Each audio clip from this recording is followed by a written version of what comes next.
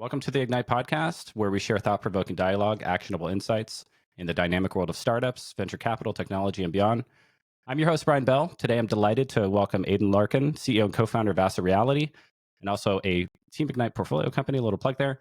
Aidan, welcome to the show. Thanks so much for coming on. Would love to get an intro about you and so the audience can know who you are. Thanks very much for having me on the podcast, Brian. So Asset Reality, what we're really about is managing seized assets. Now, everyone knows that governments seize assets from bad guys, and all around the world. Unfortunately, there's lots of crime, which means there's lots of seized assets. But as a former criminal investigator, I sort of have firsthand experience of the fact that there's no Salesforce, there's no HubSpot, there are no tools. And governments all around the world and private sector companies who work in asset recovery are managing seized assets on spreadsheets, basically. And now you've got this ridiculous situation where even things like digital assets, that there's so many possibilities in terms of blockchain technology, that billions of dollars are being seized, but they're being managed on spreadsheets, so that thousands of hours are wasted. And we should care about this because it's our pot of money. You know, when government seize assets, that money goes back into the public purse. That pays for schools, hospitals, roads, victim compensation. So the whole mission for us is making it just easier, faster, simpler, cheaper for governments to manage seized assets and get that money back into society. What a weird market that most people don't have any clue about, right? Yeah. And how did you happen onto this idea and this startup? It is one of those things. It's kind of like it's like death and taxes and sort of crime, or like the essential industries. I'll not name the fourth one because it's a bit rude. But I've worked in 2 out of 4. I can assure you it's just a 2. But yeah, I started life as a criminal investigator. So I was the person, like the IRS in the UK, the UK equivalent. Not everybody's favorite job. Not everybody sort of likes the tax collector, but it's a necessary evil. And but then I got involved in the really interesting part, which was the criminal investigation side, and it was going after very, very bad people. It was people involved in terrible things, child exploitation, laundering money. They were but they're really bad, like murdering people and all, because there's always a tax angle. Now remember that it's the Al Capone thing. You can get them on the tax side. So the cases I was involved in was counterterrorism related. It was a really interesting and novel use of the legislation to enable a law enforcement agency to go after and disrupt organized crime. But getting involved in that, I then sort of chronologically moved into the next stage of the asset recovery sphere, which is what happens when you go after someone's assets and freeze them. Well, you got to manage. If I grab your $100 million boat, who manages the boat? Right. So, and it led me down a path of understanding there was actually private sector companies out there. And sometimes auction companies do this. In the United States, the US Marshals hold this office in government that they manage seized assets for other agencies. And then they subcontract it out. So I got an offer of a job opportunity to go and sort of lead a proceeds of crime, like specialist department, a private sector company that would help governments with seized assets. So I was the person investigating. I was then the person managing. How big is this industry? It's surprisingly large, right? Billions of dollars. No, trillions. The current what's a few billion between friends? The current estimate is $2.2 to $2.5 trillion of illicit financial flows, and we literally recover less than 1%. So you've got, this is the big the cliche startup problem we're solving is the fact that you have this enormous sector that's underserved, has no technology solutions, and that means poor returns. So if we can build better processes, better tools, better systems, then that percentage recovery is going to increase. And you can kind of feel good about it, like back to what you said, which is you're helping governments get bad guys' money. well, and managing. it's even more important to me because when I was on that journey of working as the seized asset manager, so to speak, I accidentally stumbled across the first sort of crypto seizure, and that's where I met my co-founder, myself, Nick Furno, and Hugo Elliott set up the business. But Nick wrote the book investigating cryptocurrencies. He was like the expert witness helping the government, and one of the leading minds in the world on this topic. So him and I managed the first crypto seizure. I was the first Bitcoin auctioneer in the world to have this Wow. cliche title. And then governments around the world were like, oh shit, how did you guys do that? So we started getting invited by other governments around the world. And that's sort of where the idea of Asset Reality was born, because we realized not only were people struggling with crypto seizures, actually, when you zoomed out, they were Yeah. struggling with boats, cars, planes, and everything else. And you this Yeah. enormous sector with no technology solutions. But back to the sort of the point for me as to why it all matters, and like doing good in society. But when I was a kid, I grew up in Belfast in Northern Ireland during the Troubles.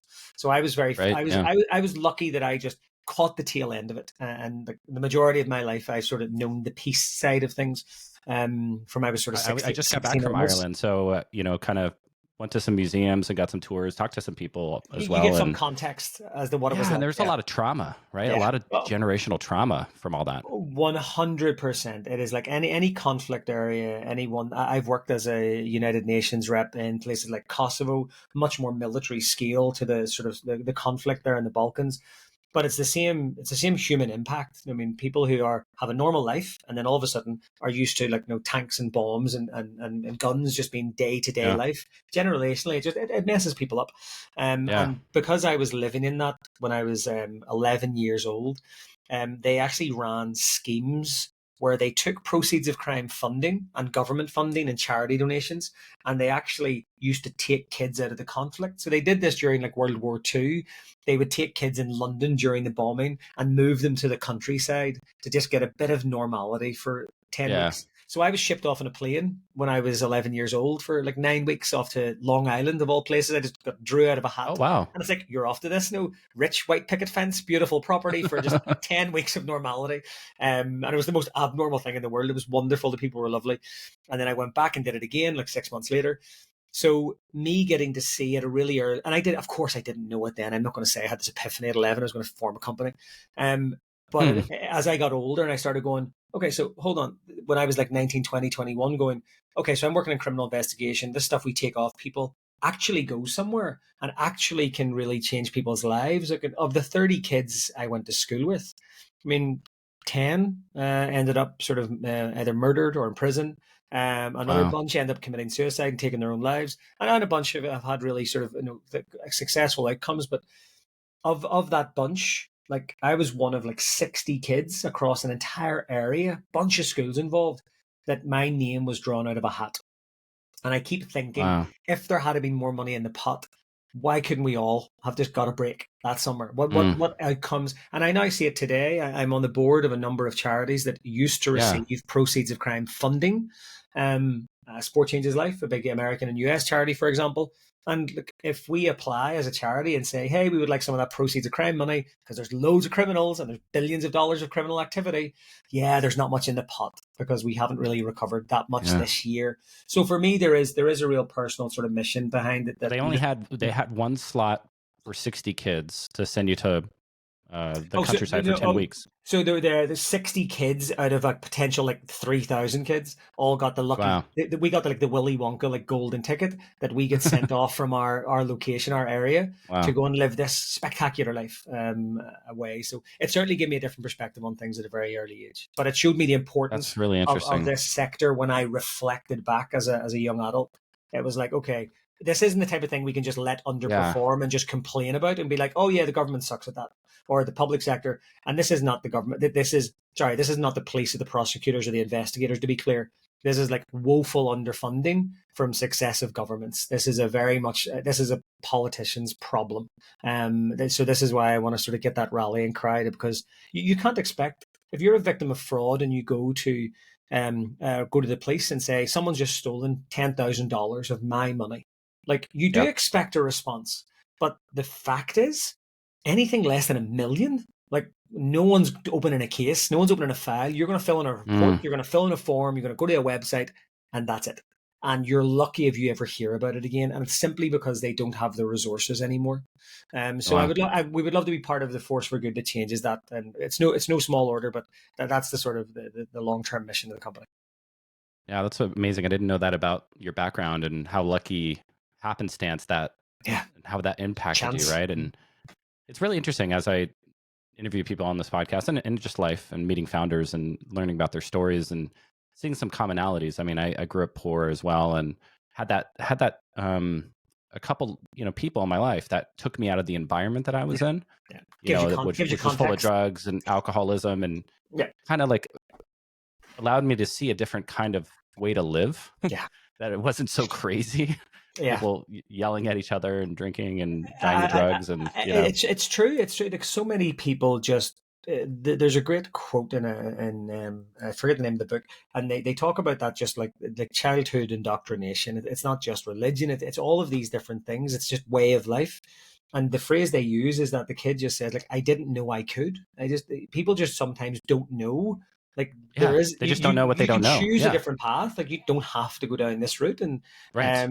yeah. So that's why But it's very I'm rare, lucky right? enough. It's very rare that kids that grow up in those backgrounds break out of this cycle, right? Yeah, It's like it's something because like 5%. everything is gamed against you. Like everything is Yeah. gamed again. Or what I find is the most tragic thing is that you end up seeing kids. We see a lot of it in the sort of in criminal investigation and sort of drug cases, where Yeah. you get the young kids get drawn in because they maybe are they don't have any money. They get drawn in. Like literally in the UK, there's a problem called county lines, and it's where criminals are sort of using the natural police jurisdictional borders to sort of hop between the borders at low volume offences. So basically, they'll have like a 14-year-old like picking up a bag, crossing Mm. the county line, and they pay them in sneakers.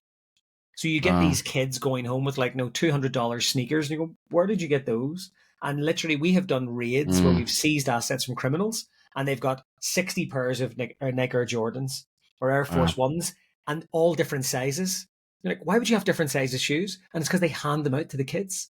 And then those Wow. kids do that. They graduate and do more crime, get a petty criminal record by 16, and then they're done. No security Yeah. clearance. They'll never get a good government job. They'll never get into the Right. military. They'll never. And that's the cycle that we would love to see more money in the pot to stop Yeah. things like that happening. Yeah. I definitely have a lot of friends like you that didn't go the right route, and it's tough. It's tough to break out, and you have to just sort of remove yourself from that reality. You kind of learn like you become who you hang out with. And I get to hang out with the coolest people Very on this true. Very podcast, true. and I'm kind of very privileged in that way to just talk to really cool founders all the time. But tell me more about the inception of Asset Reality. And so you guys were working on these criminal investigations, seized assets, and originally it sounds like you've broadened the aperture to kind of look at all seized asset management. But Absolutely. Yeah. originally it was crypto and blockchain. Tell me about the Yeah. yeah So what happened was is that we ended up, as I said, myself and Nick and my old company, Wilson's Auctions, we were working as part of a team. We had this first seizure of crypto assets, and everyone just accepted that things like cars, boats, and planes, you just manage them on spreadsheets or on an old legacy IT system. And crypto comes along, and it's like, okay, we'll take a bunch of ledger wallets, we'll store the crypto, we'll do the little key ceremony. We brought in some experts who helped us with that. It was just all very manual. It was all like, and if you'd have been running a stopwatch like a professional services firm and the billing like a Deloitte, PwC, KPMG, if you were billing in 6-minute increments and recording your time, you're going like, this is quite an expensive practice. No, yeah doing this, and then there's just the risk side of things as well. You've got back in 2017, 2018, there wasn't like this great abundance of there's better technology now in crypto asset wallet structures, MPC wallets, and there's wallet as a service offerings, and there's things that de-risk it. But like back then, it was literally, I'm looking for a post-it note. It's like piece of paper and the 12 words, 24 words on a piece of yeah paper, and like your passphrase and yeah security was like tear it in half and put one half of it in one safe and one half in another safe. And there was only so much you could do as a private sector company. You could have them geographically separated. You could have people in different countries, but there was limits to what you could do, yeah and sort of that immediately got the sort of the wheels turning around. Maybe we could do this different in a better way, and if I know that when I have to go to court to make a report on the assets. When you turn up for court, whether it's a car or a crypto asset, you've got to value it because you need the recent valuation of the asset because Yeah. you're in court proceedings. So if you've got, like, if you think about it practically, if you have 50 crypto addresses that are being under one defendant's name, that means you've got to go in, put that address into an Explorer tool. You've then got to work out how many Bitcoin, 18.47 Bitcoin is in that wallet. You then have to apply a formula to drag through today's price. Crypto also moves by the minute. So it's not Right. even like, Yeah. you could have a bad Really market by the move. second, it's like a free flowing asset, Just right? constant Yeah. 24/7. So all of a sudden you're doing that manually. And I was thinking, how many people around the world are doing this? Like, how many Yeah. people are sitting right now? Like, Trying to and you would mark look all these seized crypto exactly, assets to and market, it, was, understand it wasn't where's the even wallet me. Yeah. provider. Yeah. And then you've got on-chain assets that anyone in the world can log in and look at. So it's a case of, well, can I not just give the court the addresses? And like I say, I can't even take credit for this. We had a great team of people who were figuring all this out. I was sort of at a high level. I'm trying to translate this to like a chief of police in a court, and we had sort of people in the weeds, and they're feeding back to me going, look, can we not just give the court the address? Because if they look at the public address, they can see that what's in the wallet, because it's even things like, can we trust you as a private company? Is you said there's 18.74 Bitcoin. How can I see that? Well, you can go in and you can check. So all of a sudden we're sending people a spreadsheet that we've taken hours building up. They're going to take the same spreadsheet. They're going to type it into their system on their side in a different country, and they're going to check. And it's just this like, it's just horrifically manual process. So then when we looked at that and looked at the wider problem of seized assets, and we got invited all around the world with the United Nations to talk to different countries about our processes, everyone would say, this is great. We have this problem, but we've got 50,000 vehicles in a field and we haven't inventoried those properly Mm. because seized assets are just a problem. Because everyone focuses on investigating, arresting, prosecuting, locking people up. And it's like, hey, what are we going to do with the 4 cars we seized from that guy? Right. Yeah. And it's like, oh, there's a separate process and maybe there's someone appointed to deal with it. It just falls down the priority list for everybody. Right. But it all backs up. So what you've got now around the world is you have, and there's lots of reports in the public domain on this, you have millions, and I mean millions in terms of individual quantities of assets. Everything from $50,000 Rolexes, $1 million sort of Patek Philippe watches, right down to things like PlayStations and low value cars and boats and planes and all these things, all around the world in property stores, in custody of organizations, and then you've layered on the complexity that you've got people seizing Yeah. NFTs, digital assets. So you've got some officer in like pick a country A that has to Yeah. manage Some all of these Cayman assets. Island guy, Bahamas Yeah. guy. Or Yeah. even a state and local agency in the US where they've come across their first crypto case and they've already got cars and boats and planes on the books. And now it's like, do we need to get a ledger wallet or a Trezor stick? And they're going into this new like frontier. And I Yeah. always describe A new way crypto of storing and trading value, right? I mean, exactly, that's the and promise of crypto. Yeah. it's kind of like how most people will understand the risks around. If I say to you, this is a valuable diamond, like you kind of figure out yourself like the protocols you need to put in place. But if you're not a gemologist, you also don't know the risk that someone in the office who's corrupt could say, well, I'm going to bring in a cubic zirconia that's about the same size as that. And only 2 years later, when it goes to court and you try and realize it, someone's going to go, hey, I think someone switched the diamond. And then the person who managed the diamond is getting in trouble. So the crypto, I always describe crypto asset management as kind of like a tightrope. It's really Mm. clear what you've got to do, A to B. But if you get it wrong, there's no bank, there's no central authority. It goes horribly wrong when it goes wrong. So, but part of us is that it was seeing that there's just an education piece, there's standard setting, and the best way you can do that is by having some sort of platform, a center of how you do Yeah. things. Like you don't build your own file sharing system, you don't build your own podcast recording system, Right. you don't build your own video conferencing. There's Zoom or there's Riverside Right. or there's Teams or there's so we're Yeah. trying to do the same standardization for seized assets, and then we become the de facto, call it a CRM, call it a case management system. But ultimately, the industry needs that standardization first. So that's Yeah. really this first year for us is all about the R&D, seeing what fits, seeing what Yeah. regional variations there are.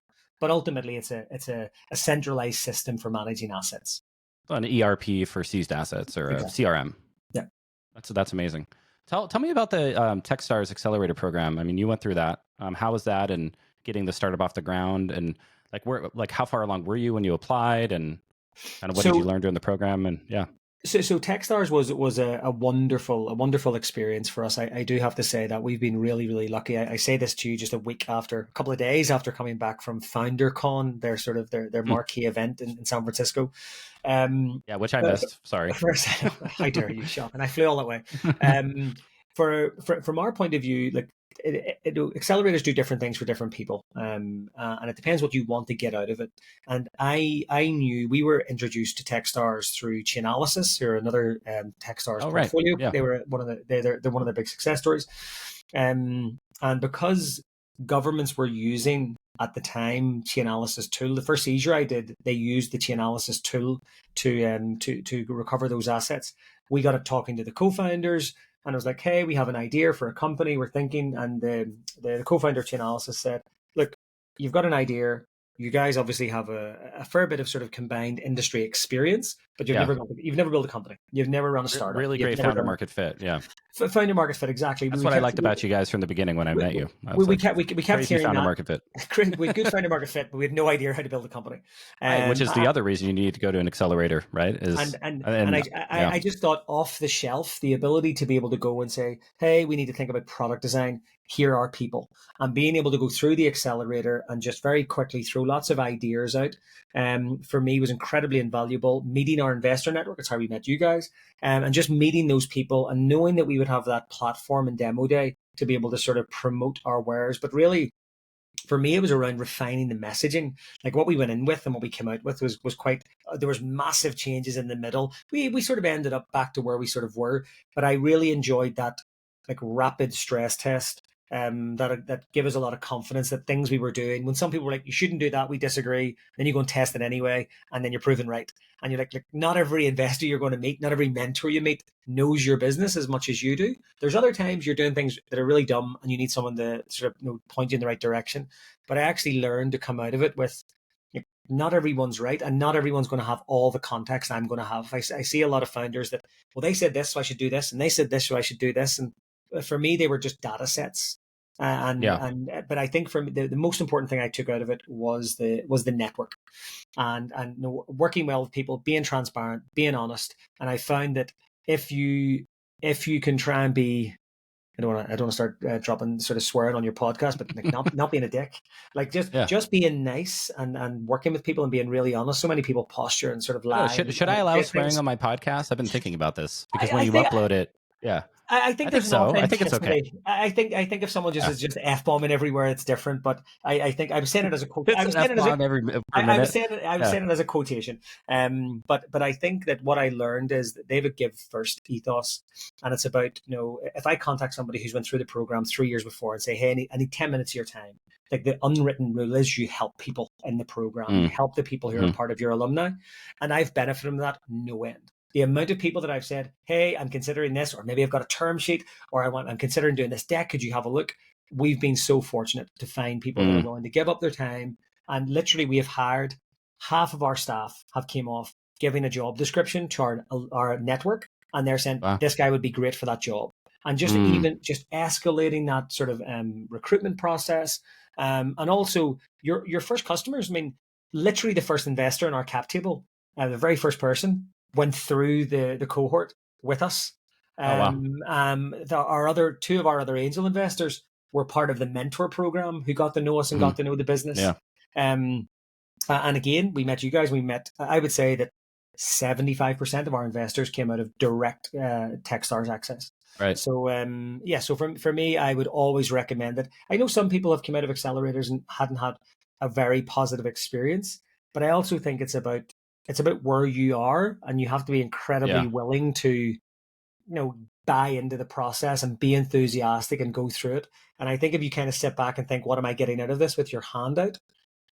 That's Right. it's like anything in life. So I really enjoyed it, and I would Yeah, have you get if out I what you put in, right?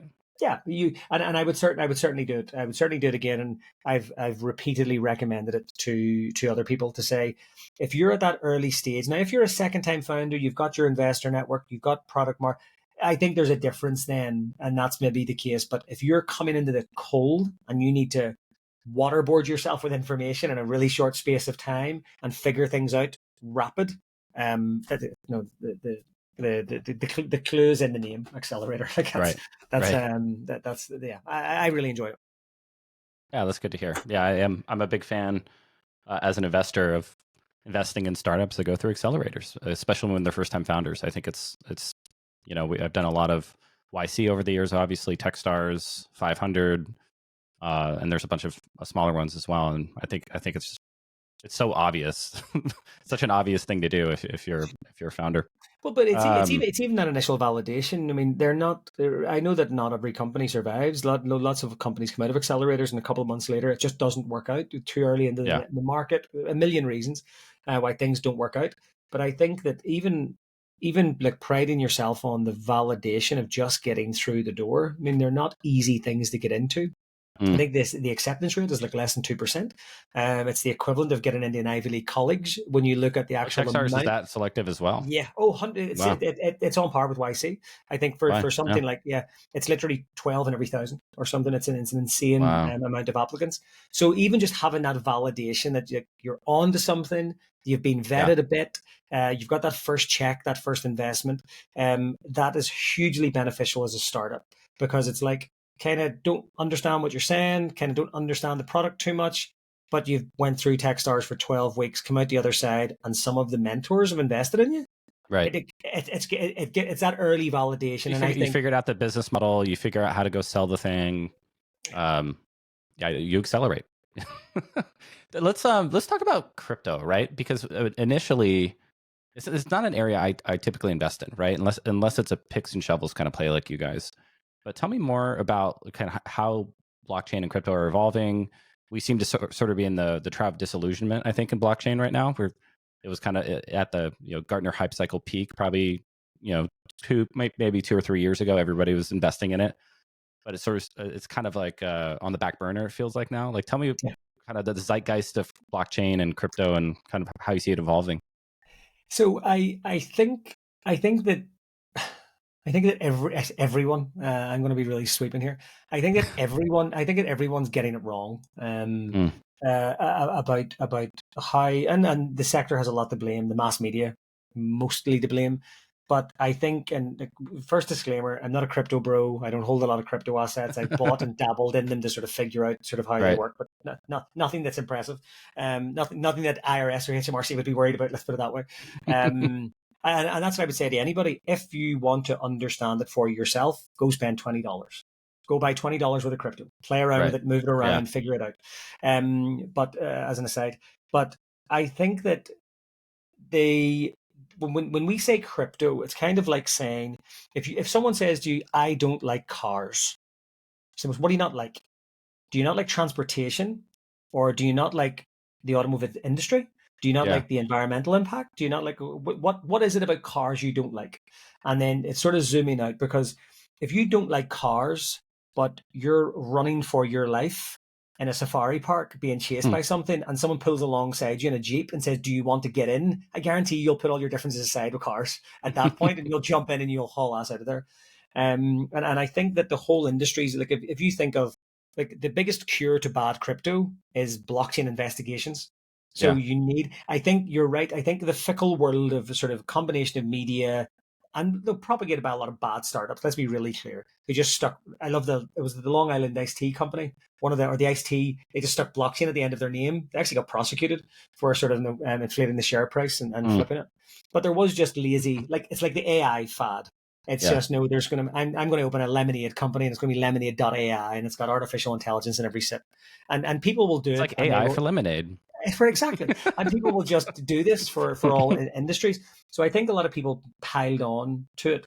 But fundamentally, for me, when I've had the fortune of sort of lecturing on the topic and working for the United Nations in developing countries, sort of trying to describe this, and people come in and say, "We don't like crypto, we're going to ban it."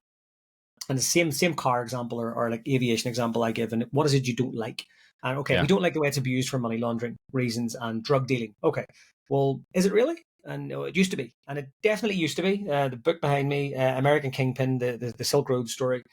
Mm, Um, hmm. Bitcoin was abused. Bitcoin as a new technology was launched after the financial crisis as a digital asset as an alternative to banking because people Yeah. didn't like banks. And again, I can say it on your podcast and not my own. I can say it on your podcast.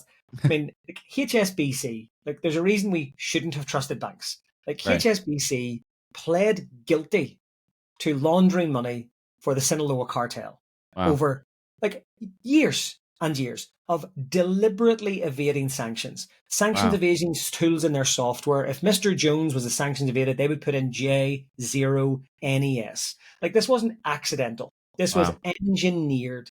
And as a result, By a bank, thousands not by by knowingly, by for HS criminals. by HSBC, Wow. I didn't know that. there's a wonderful Netflix special called Dirty Money. It's all in the public domain, Wow. and they got a fine of $2 billion. That was celebrated by some areas of enforcement and regulators. They got fined $2 billion. They made 38 billion that year. So after years of investigations, this was the height of it. And how And much when did they people make off doing this? Oh, so Was well, it that 1 year they made 38 billion. There's a 2 billion was a drop in the ocean. So right? when you or was it eight or 38? But either way, it was That's like a across all their factor businesses, but like in hindsight, was it worth it for them to do that? 100%, Yeah. 100. Like, it was a cost of Wow. doing business. It was a fraction of doing business. But this has been repeated by other banks, and I don't say this to be sort of negative to banks. I just do it for context and perspective. I mean, bad Yeah. drivers kill people, Hmm. not the automotive industry. But if the Right. automotive industry is responsible for neglecting their duties on brakes and engine failure, so again, you've got to get into the weeds. Yeah. And I think the same with banking. I could say all banks are bad because HSBC laundered funds for a cartel. No, someone in the bank abused weak controls and tried to make money for themselves and get bonuses, and that Right. just spread and spread and spread. And I'm sure there was people that was under duress and pressure. I'm sure it's a more complicated story, and I think that's the problem. Everyone just stops at the tip of the iceberg. Crypto's bad, blockchain's bad. No, Mm. banks are bad, cars are bad. No, it's a case of going through it all. And when you think about developing countries, you think about if you go to somewhere in Africa, for example, where you have to license to get access to foreign currency. You can't transfer money abroad. You've got to use Western Union. You've got to use mobile payments and pay 15 to 20% fees to send money to your Mm. family. You're in Lebanon, you're in Israel, Palestine, where there's like we're very fortunate in the UK and the US that we can just take for granted that Right. even if our bank goes bust, the government can bail it out. They'll We step don't in and worry. We don't worry backstop about it. hyperinflation. Yeah. So when you're looking at it from a purely Western point of view, it's kind of like, what's the point? And there is a lot of those attitudes, but underneath there is this incredible layer of technology. So Right. for me, I'm interested in the fact that, and was there like NFT hype? Of course there was. Was there a dot-com bubble? Yes. Is there a hype on tulips? Is there a hype on real estate? Like, so for me, I always keep giving the same example. It's just an asset category. The Yeah. difference with this is that it's the first time in human existence that we have seen an asset category that is completely decentralized, that is open and accessible 24/7, 365 days a year. So because of that, you get hyper volatility. So Right. gold moves up Yeah. and down. But Yeah. if you look at the gold graph, if you look at the tech stock share price and then overlay that with crypto, but just move the date range, it's the same thing. It's the boom and bust interest, boom and bust, Right. but it still keeps going up in the same. So I think it's just an asset category. It's been abused like in Silk Road because no Right. one was looking. But now that people are looking and people are using analytics software, it's actually the most traceable asset in the world. Right. So if I Yeah. was going to launder money, I would use luxury goods, artwork, and real estate.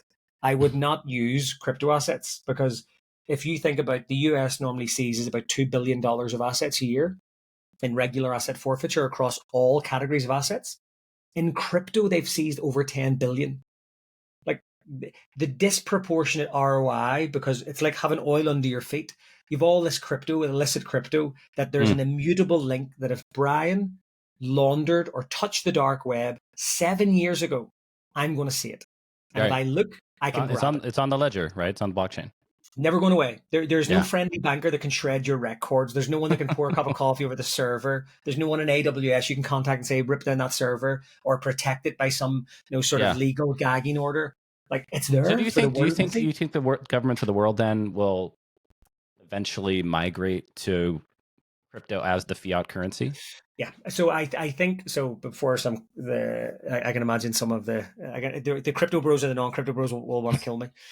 So I'll disclaim this. Do I think governments will move to for welfare payments, social security payments, pension payments, any other form of sort of social credit that goes out the door? There will be a Yeah. digital asset version of that. So it'll Mm, be whether it's central bank digital currencies. So it's utilizing the underlying technology but private. So mm, you could have an angel syndicate that only operated in digital assets that everyone can right. see their investment.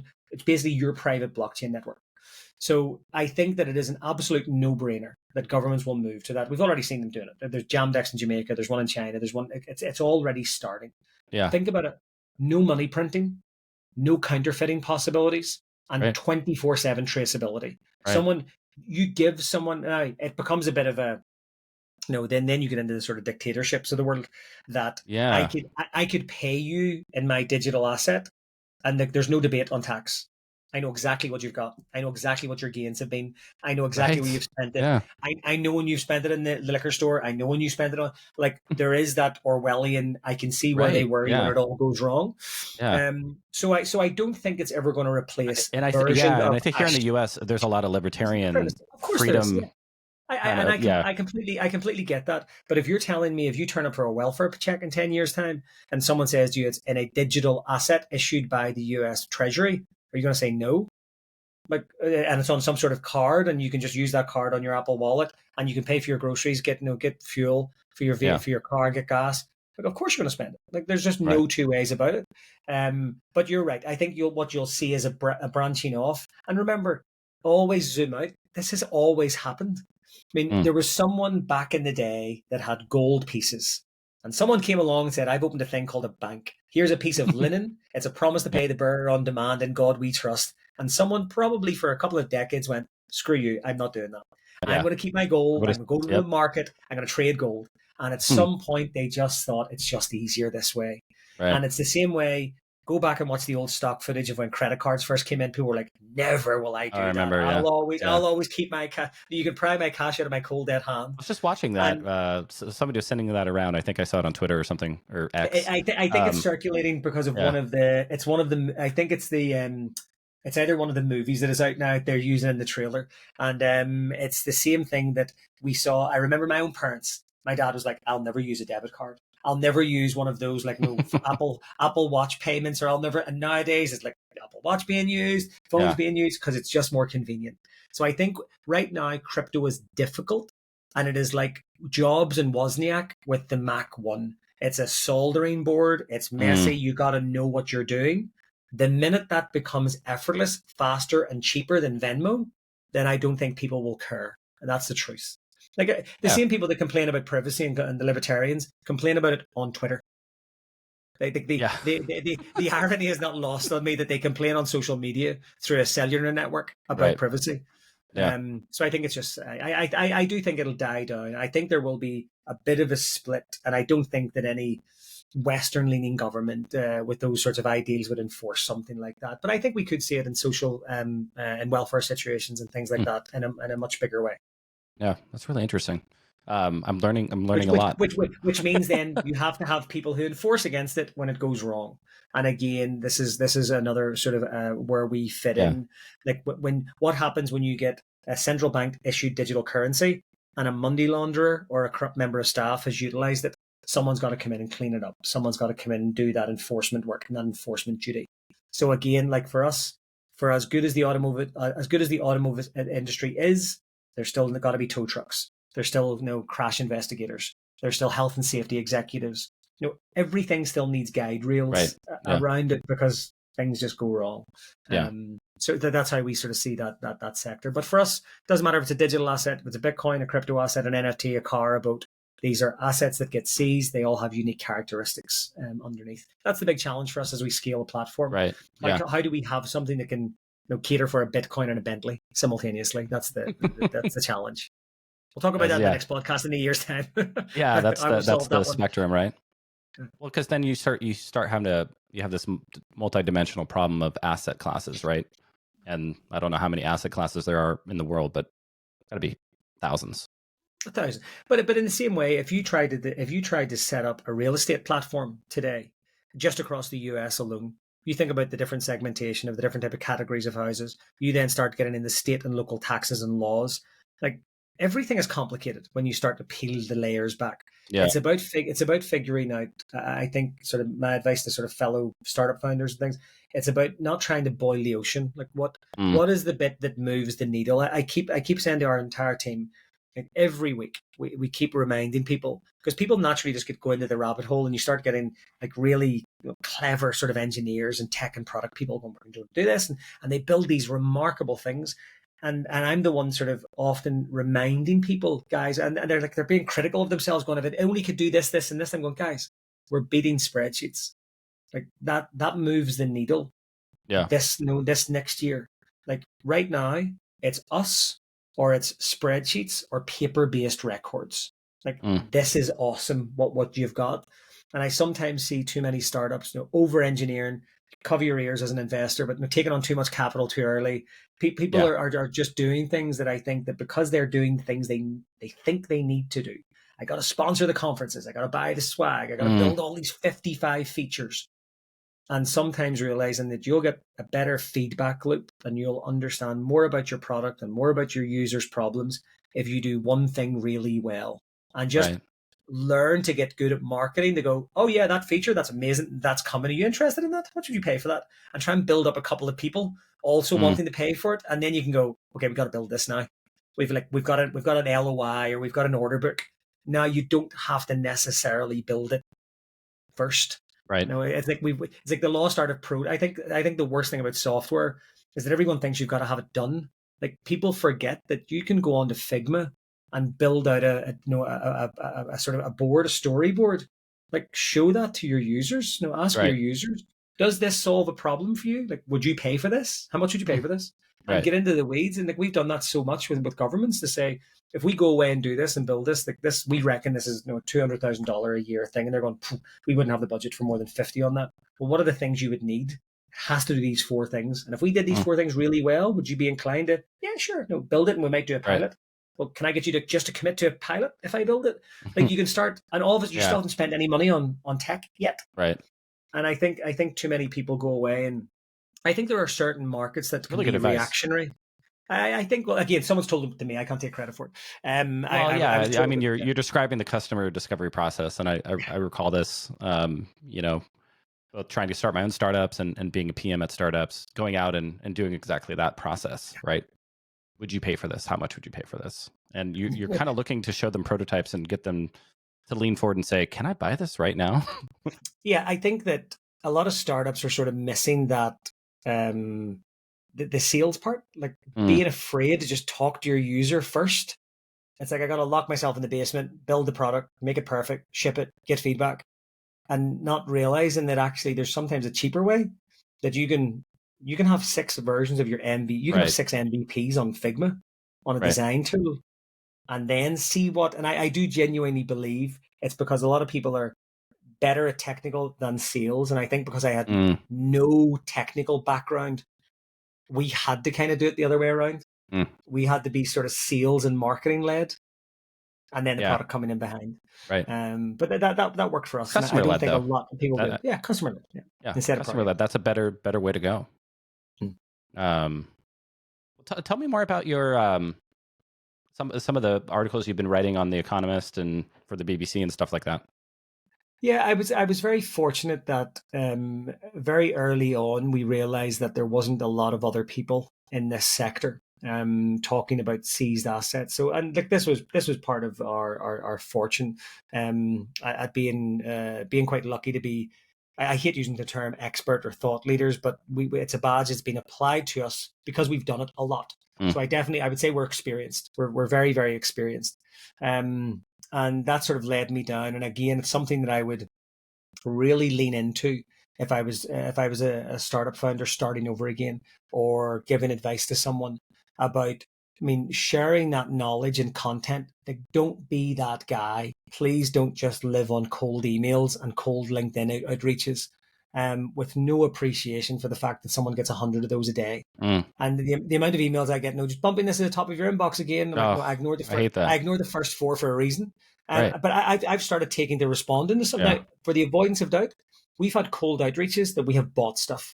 So I know that I'm part of the Yeah. problem because it has been I think you validated. guys were a cold outreach to me, actually, if I But recall. quite Yeah. 100%, there will be I get a those lot of times, cold but outreach as an investor, yeah, obviously. Yeah. but you have to write the context, and I think Yeah. so many people like just miss that context about going and almost doing their homework on the sector. Like I would never reach out to an investor without being able to talk about.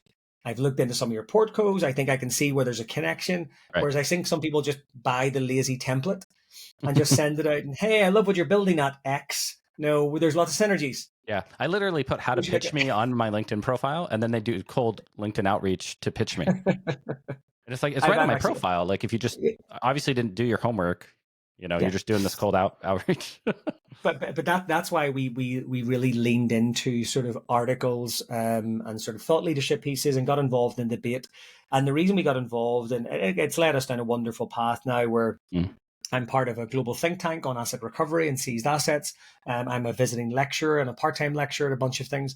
But for me, that's all R&D. Mm. That's me being close to the sector, hearing the pain points, hearing the objections. It's good for future objection handling from a sales point of view. It's great to be able to say to people, like, know the trends and what's coming down the line. But be under no illusion, like it's a lot of time. It takes a lot of time, Yeah. and you can't sub it out. Like, and that's why I was sort of Mm. teasingly sort of poking at the cold outreach sort of templates. Yeah. It's like people can tell if you know what you're talking about. Right. And if you come to me saying, early stage startup founder, but I know my sector, Yeah. I may not be able to execute on the product right now. And that's where I need your help as an investor or as a Yeah. mentor or whatever. But at least write a bit of context. And for me, Yeah. it was really because I know that I work in a trust sector, like you're giving me your seized assets or we don't actually, for the avoidance of doubt, so that no one tries to sort of kidnap us, we don't hold any assets. Like when when a That's government funny. works with us and they use Fireblocks, for example, Yeah. they use our technology to look at their platform, but we're basically reading the Mm. underlying custodian. So we've aggregated all the information together, like hotels.com. We're not the hotel, we're just the platform. Right. But what I wanted to make it clear to people was I've taken the time to understand my sector. So I'm confident that I'll be the right person to execute and understand customers' needs in the future. And I think if you're doing cold outreach, being able to say, Brian, are interested in investing in founder market fit thing. Actually, me and my co-founder has just been doing this thing where we were involved in a bunch of like summer seminars. We worked with Yeah. universities. We did this and this. Here's the feedback. And now we're doing our first startup. Because at least straight away, there's that validation. You haven't just said, I want to be a founder one day. Right. And I think I found a gap in the market. There's that you're actually interested in this problem. And when things get tough, you know that you're still rooted in caring about the sector or the industry, or you've got that deep sort of Yeah. sectoral. So that's why for me it was really important to maintain that. It would have been very easy for us to say, right, we've got our first bit of funding now. We're not going to do any other stuff. It's a waste of our time. Like I still appear, I still speak on as many webinars, on as many podcasts. Because for me, I come away with going, oh shit, that thing that I thought has actually changed now, and that the law changed Mm. 2 weeks ago, or something just blew up, and someone's in court right now getting sued on that thing that we were saying people should maybe do. Maybe that there could be a class action coming. So for me, it's so important, I think, as a founder, that if you're not at the forefront of your industry, you're just as in like consuming all the Yeah. content. Yeah. You are. I think it's an unnecessary blind spot that you can mitigate against for Well, free. yeah. The It's goal of just an outreach is it's an opportunity to get a meeting primarily, right? The goal, and really the goal is to get a response, right? It's kind of like yeah, that's your target is to get yeah, So if you just get it's a like asking response, someone any it's response. asking someone out on a date. Like Yeah. you want to put your best foot forward, and on an email you at least got to like, get something across without writing Right. War and Peace. Yeah.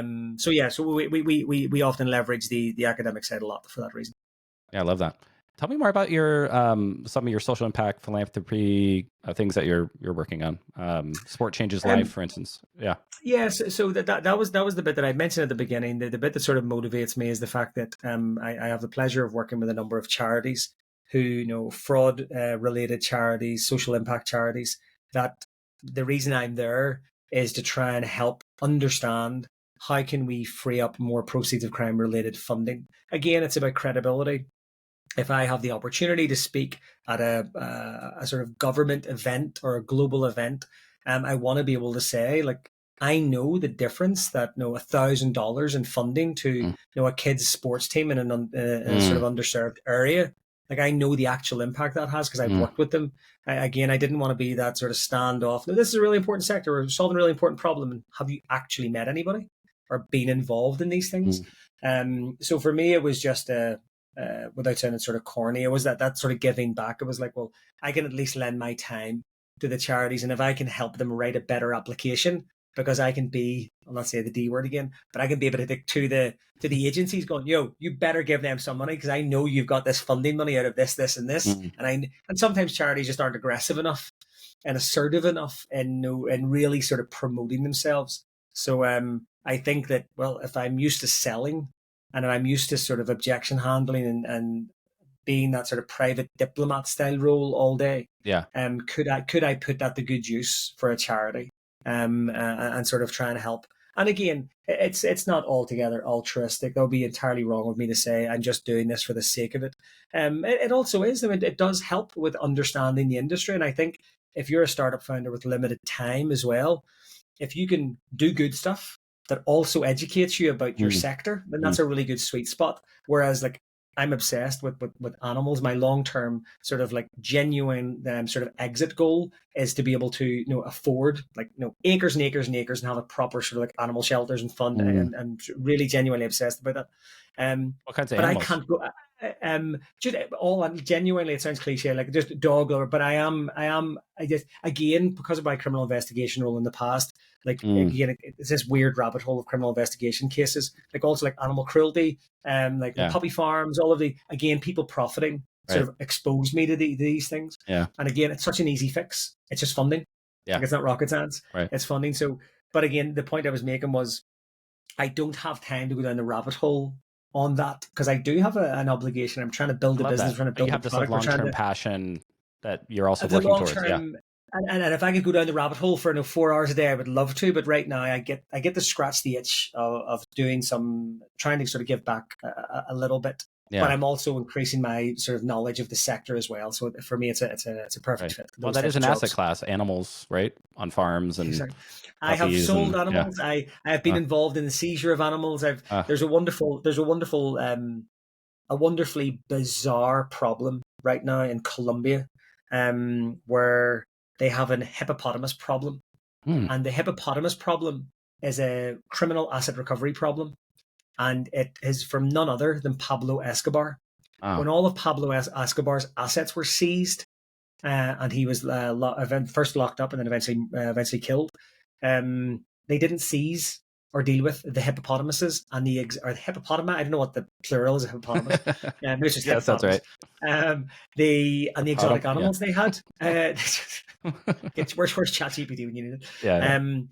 They literally let some of the animals go in like 1980, Wow. whatever the year was, when it Just happened, and let them now out they into have the this like wild. rampant population of Oh hippopotamus. no. And I was They're at a a talk natural a couple of weeks predator. ago. Yeah.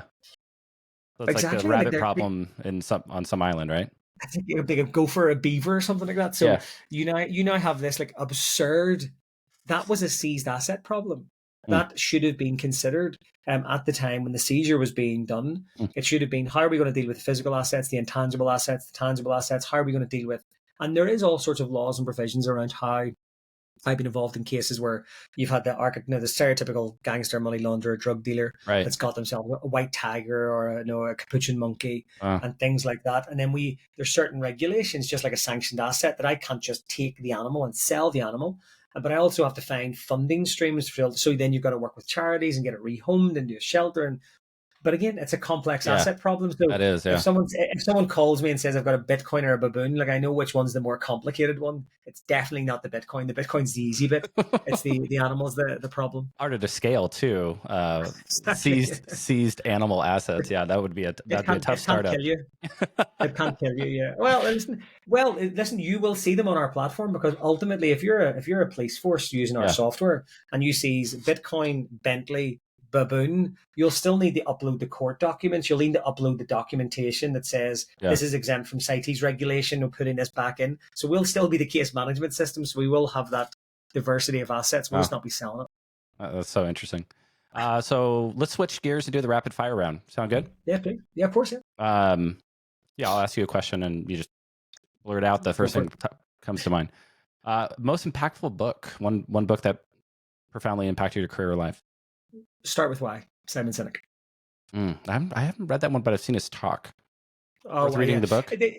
It's an expansion. The simplest way you can distill it down, it is just having your messaging and having and why all of these companies succeed and others don't. Like when you think about how absurd Harley Davidson is, it's a corporate automotive company, Mm. and people tattoo it onto their skin. People That's sleep in the street to buy an electronic device like an iPhone. But if I said to you, "There's a new IBM printer," like, would you sleep in the street? Like, yeah, and he yeah. explores why people get behind certain Huh. brands Hmm. and what the messaging is, and right down to your whole caveman, your limbic system and stuff. It's fascinating, fascinating, simple, easy read. It's I That's have a awesome. copy of it kicking about somewhere. So yeah, that's probably one of the, or the other one would be Malcolm Gladwell's Outliers: Secret Stories of Oh Success. yeah. It's Hmm. it's quite a humbling book to realize that even if you are the best person with all of the idea, all the funding, everything, your timing could just be off. He just goes through all of these Mm. historical Yeah, examples of right place, right person, wrong time. Wrong person, right time. And there's all of these. He just explores all the different factors yeah, to make you realize that you can't engineer this. There is so much luck involved that it gives me a bit of perspective around, even if I do everything right. Like, give you an example. We had our funds in Silicon Valley Bank. yeah. Now, we survived, but if that had have went under in HSBC, the same bank I'm ranting about criminal investigation, also bailed out SVB, it's a complicated world. Um, if they hadn't have done that, that could have been the death of our startup. Mm. We did everything Right. right. We raised our Yeah, funding round. We had all of our money. We put our money in the affluent bank that we were proud that we got accepted into. yeah. Silicon Our Valley Bank. accelerator, Wow. Yeah, everyone was telling us, "Can you get into SVB? They only accept certain people." yeah. We were celebrating getting in the SVB, That's funny. and all of a sudden, 1 week of hell of thinking we'd lost all of our funding and we'd like $4 million tied up in it, and that would have been the end of our Yeah. startup.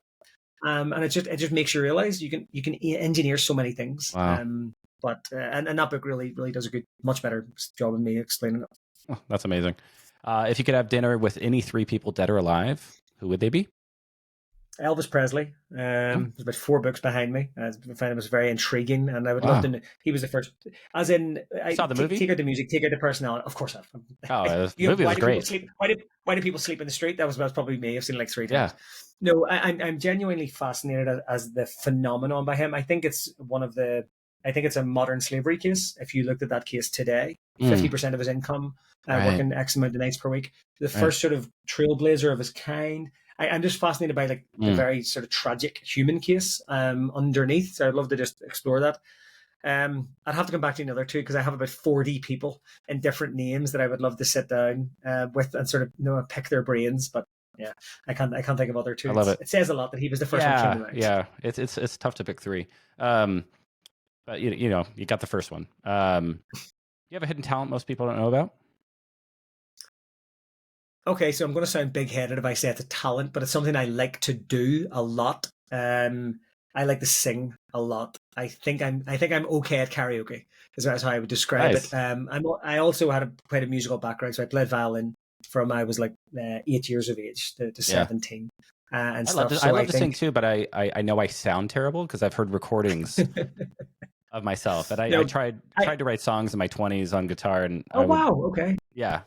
And then I'd hear recordings. I'd be like, oh, I don't sound good. Like, but I think singing is this thing where, just like anything else, if you keep doing it, you get better and better at it, and you do end up sounding It, okay it, it used eventually. to, it used to accompany me on long road trips when I was trying to stay awake driving. Yeah, I discovered like karaoke playlists, and I thought like singing to myself is much better than caffeine and having the windows down in the yeah, car on a long journey. And yeah, I adore singing, whether I'm I good or love bad that. at it. I don't really care. I don't really care, but I love doing it. What's a podcast everyone should listen to? So shameless plug, Cease and Desist, our new one that we're launching at Asset Reality. Apart from Cease and Desist, as a startup founder, I've really enjoyed Masters of Scale, Yeah, particularly a lot of the old episodes and bonus episodes from Reid Hoffman. I got so right. much out of that. It's probably the two most episodes I share is the 10 Commandments of startups. I share it with everybody. Everybody Oh, who joins the company, I send them a copy usually to listen to. And the same with the Be a Platform, the Shopify episode. mm-hmm. Really enjoyed that. I think ethereally, sort of stepping back. the Chris Williamson Modern Wisdom, like a current. He's Oh interviewed yeah, everybody who's everybody, and yeah, I really like just listening to lots of different people with lots of different perspectives, right, whether you agree with them or not. I think it's a modern sort of like stoicism, it's a modern sort of philosophy. So I love that. And oh, yeah. my other hidden talent is that I like really cold water. I like ice swimming. Ooh, So what's all the rage sorry, right not now? swimming, floating. I suck at swimming, but I can do really cold water. I can break the ice and get into the water and be okay. I do enjoy that as a like cathartic sort of experience. And I think I know the answer to the next one, given who you'd have dinner with. But if you had a time machine, where would you go? Oh yeah, 1968, the comeback special for Elvis to see that. Yeah. Wow, yeah, that'd be amazing. That's a really superficial answer. That proves as a quick fire. Yeah, I'm sure there's some other historical or family related thing I should yeah. be actually saying. I'd probably go to the Beatles But rooftop concert. I'd probably go watch them perform for the last time. yeah, I think for an Something like event that. Yeah, as something like that, my for music. Yeah, for music, I think yeah. my my fun anecdote that I insist I share is that I met my wife in a lift. So we Oh, talk about like sliding doors of just two people going across in an actual lift. If we'd have walked it was like a 15 lift seconds pool, or slower on the block. Yeah. No, a lift in Wales, getting into a lift in a hotel oh, and going up, and that's how we started chatting. wow, So that literally was the chance meeting. wow. And sort of That's amazing. 7 years and a dog later. So What's a motto you live by? be curious. Mhm. I like that. Um, and the other Huel one, which was don't be a insert D word. I think that Don't I be a think dick. You that can say dick. don't be a dick. Yeah, I think that one billboard of Don't be a just jerk. sort of being Yeah, no that's jerks. I Yeah, think sort of kindness and yeah. compassionate. But again, thinking of this as this sort of startup founder, I think any advice I would give to anyone is just be curious. No, just be open Mm. minded about everything and test.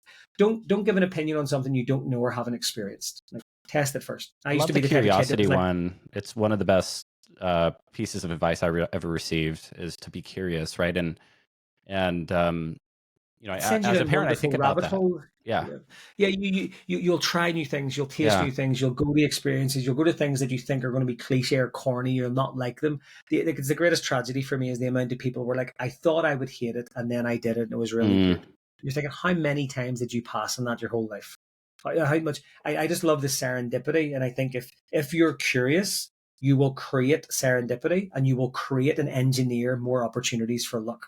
And if I wasn't curious, I wouldn't have had a chat about a job, and that job wouldn't have got me the job I was in before I left and set up my own. Like all of these things were, hey, I would love to speak about this further. When someone says, "Do you want me to make an introduction for Techstars?" I could have easily went, "Oh, we're not ready right now." Or I was like, mm, "Sure, like, let's have the chat." Like every time, it's always you'll very rarely hear me say a hard no to anything. I'll just try and measure what our involvement or output or commitment or those things, but I really struggle with like hard no's on things because I just think you yeah, just never know yeah. the upside. I think if you can get the economies of scale right and you can like dip your toe without a lot of resource, at least get that bit of information and then Right, make a decision. right. Love that. What's the best piece of advice you've ever received? Don't touch that. That's the amount of people that just sort of do silly things and don't follow. I love the quote from the George Carlin. Tell people there's an invisible person in the sky, and they'll Mm, believe you. Tell them the paint is wet, and they have to touch it to confirm.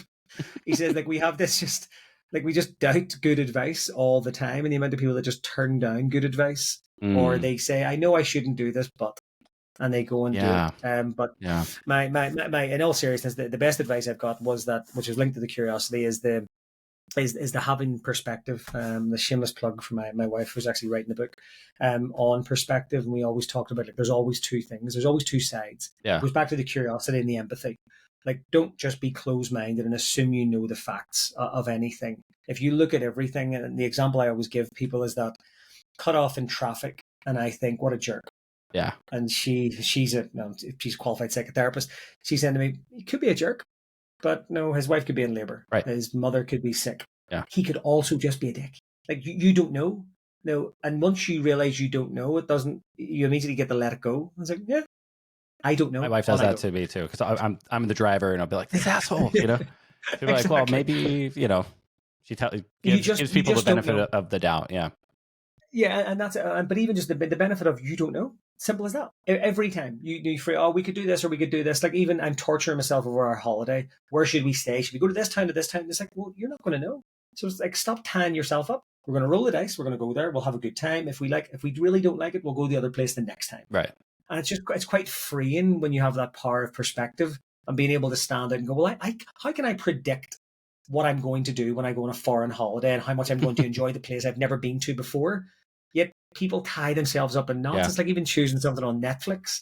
People spend more time thinking about what they're going to watch instead of watching something. We are guilty Like, of that. watch it. Same way, watch it, turn it off if you don't like it. But Yeah. like, just make a decision and start. We are guilty of that. It's like, what do you guys want to watch? And then that turns into a 30-minute rabbit hole of, and we end up on YouTube like watching what is the best Halloween movie to watch? Instead of just picking one and just going with it. 2.5 hours into watching, like there's a great Irish comedian called Dara O'Brien, and he does a good sketch, and he talks about that. He talks about the time he has a young family. His wife and the kids are out, and he has 3 hours to himself for the first time in ages. And he's like, oh my God, I'm going to go and watch a movie. I'm going to listen to some old albums. I haven't played Xbox in years. I'm going to get my Xbox. I'm going to go to a driving range. I'm going to do all of these things. And he says, basically, I procrastinate for so long, I end up watching the last 20 minutes of RoboCop, and the 3 hours is up. And he says, and it's just that thing of just, again, I think there's an overwhelming amount of decisions out there nowadays that I like the Gary V advice of, make the decision based on what's available to you that allows you to move quickly. Right. So don't do it completely blinkered. But right now, there's so much information, you kind of need to be a little bit blinkered and just accept what's in your lane. It goes back to the old army general of like storming the beaches type of thing. Of course, you would love to have more data to make more informed decisions. And if you choose to go down the rabbit hole, you'll just get shot. Like you could spend all your time making all the decisions in the world. It's the Mike Tyson. Everyone has a plan that they could punch in the face. You don't know about the variables that are going to come in. So yeah, I'll start spouting quotes at you for a long time. That's awesome. Well, Aidan, I really appreciate you coming on the show. It was a really amazing conversation. Look forward to listening to your podcast. And thanks again for being a guest. Likewise, no, I look forward to following this series. Thanks very much for the opportunity to speak and for your support. Really appreciate it. Thank you so much.